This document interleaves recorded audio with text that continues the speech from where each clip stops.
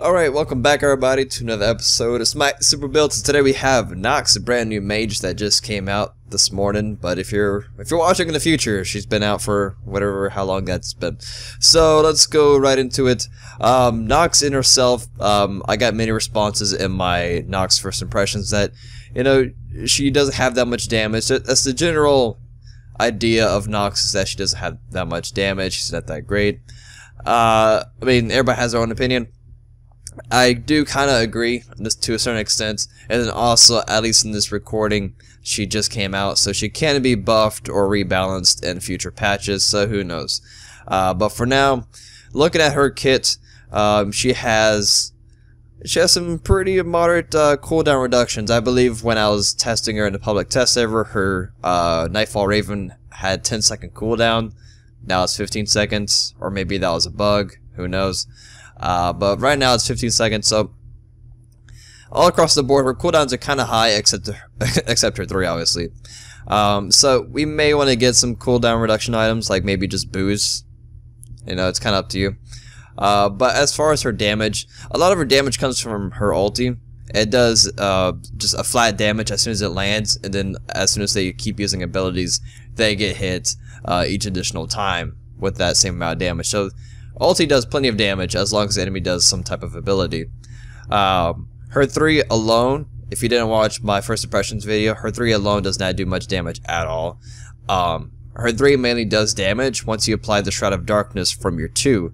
So your 2 and 3 are your main damage sources outside of your ulti, obviously. So to keep that going, now if you're fine without cooldown reduction items, then don't get cooldown reduction items. If you do want cooldown reduction items, you may want to switch Shoes of Magi for Shoes of Focus. Then you're going to be missing Penetration. Then I would probably switch out Bancroft's Talon for Obsidian Shard. Lifesteals, she doesn't really get that much use out of the lifesteal. It's kind of up to you on your personal playstyle, if you want lifesteal, if you want penetration. But that's how I'd work it out. If you just want, if you're not worried about cooldown reductions, you just want straight penetration, and you don't care about lifesteal, keep the Shoes of Magi, switch Bancroft's Talon for Obsidian Shard. So that's how that kind of works out.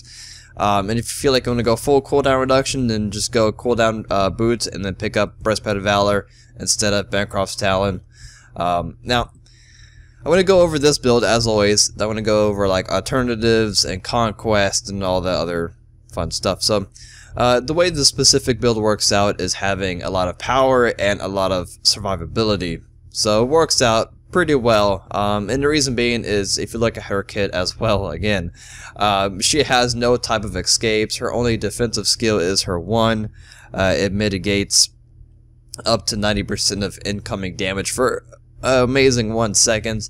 It's more used against abilities rather than basic attacks, since basic attack gods can just keep hitting you over and over.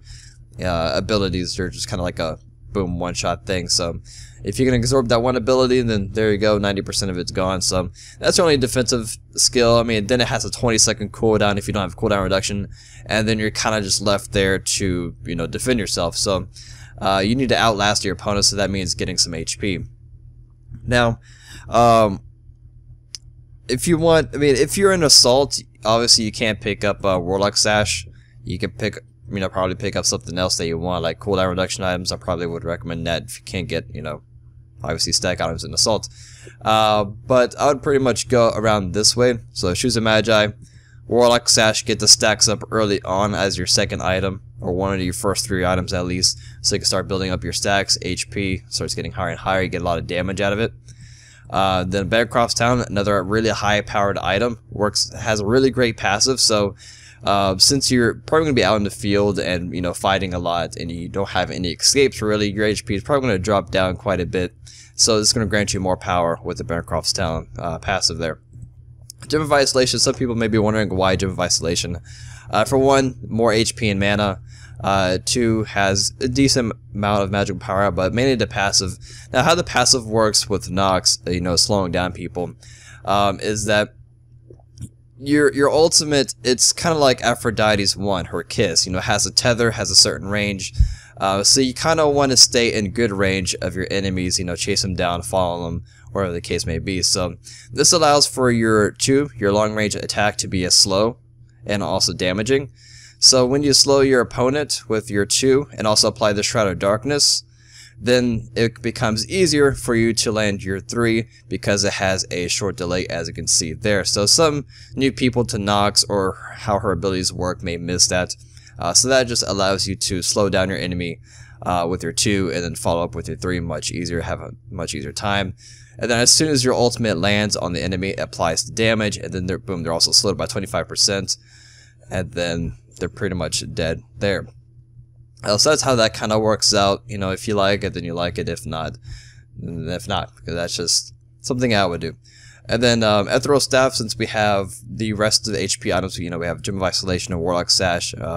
Ethereal Staff, it's going to give you about an additional 100 magical power, somewhere around there, with having, you know, full stacks and Gem of Isolation. It's a really high-powered item, believe it or not, with Ethereal Staff, and it gives you a lot of HP.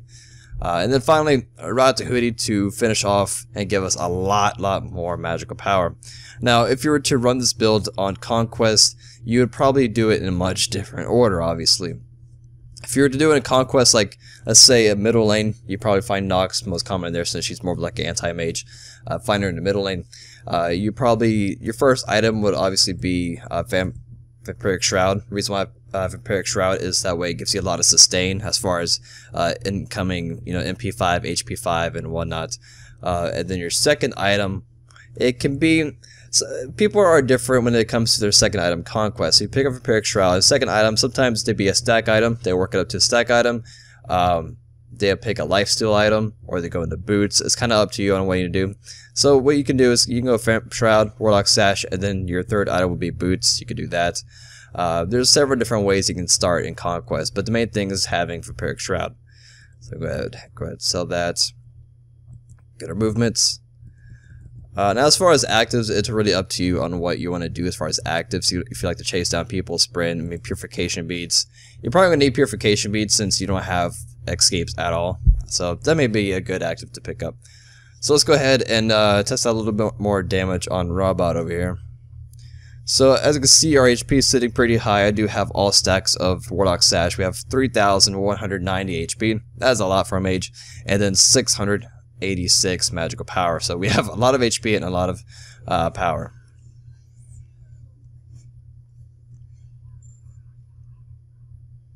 Not bad. Like I said, the cooldowns is probably the only thing that prevents you from doing a lot of just rapid damage. Alright, look away from him. As you see, that's the only time when your 3 is going to do good damage, is if you apply the Shroud of Darkness, because then it doubles the damage on your 3. So that's going to wrap it up for the build. If you guys have any other questions about Nox or whatever, let me know in the comment section below, and I'll see you guys next time. Peace.